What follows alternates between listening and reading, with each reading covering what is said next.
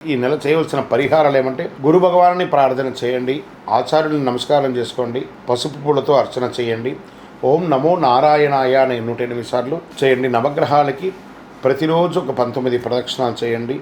16 గురువారాల్లో పసుపు వస్త్రాన్ని దేవుడికి ఇస్తే చాలా మంచిదని కూడా చెప్పడం జరుగుతుంది.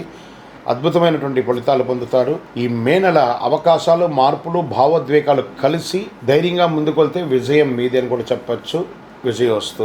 మీ యొక్క రాశి ఫలితాలని చూస్తున్నటువంటి మా ప్రేక్షక మిత్రులారా, మీరు మా యొక్క ప్రోగ్రామ్స్ అన్ని చూస్తున్నారు. క్లిక్ చేయండి, లైక్ చేయండి, షేర్ చేయండి, సబ్స్క్రైబ్ చేసుకోండి. మీరందరూ కూడా క్షేమంగా ఉండాలని అఖిలాండ కోటి బ్రహ్మాండ నాయకుడు అయ్యప్ప స్వామి వారిని ప్రార్థన చేసుకుంటూ 18 అవతారముల దేవాలయం అయ్యప్ప స్వామికి జీవితంలో ఒక్కసారైనా చూడవలసినటువంటి దేవాలయం. ఒక్కసారి రండి మన దేవాలయానికి. తిరుపతి పట్టణంలో జీవకోణ అనే ఒక ప్రాంతంలో రైల్వే స్టేషన్కి బస్ స్టాండ్కి 3 కిలోమీటర్ల దూరంలో బ్రహ్మశ్రీ డాక్టర్ చంద్రమౌళి గురుస్వామి గారు నిర్మించారు. ఒక్కసారి పుట్టినందుకు ఒక్కసారి నా దేవాలయం దర్శనం చేసుకోవాలి.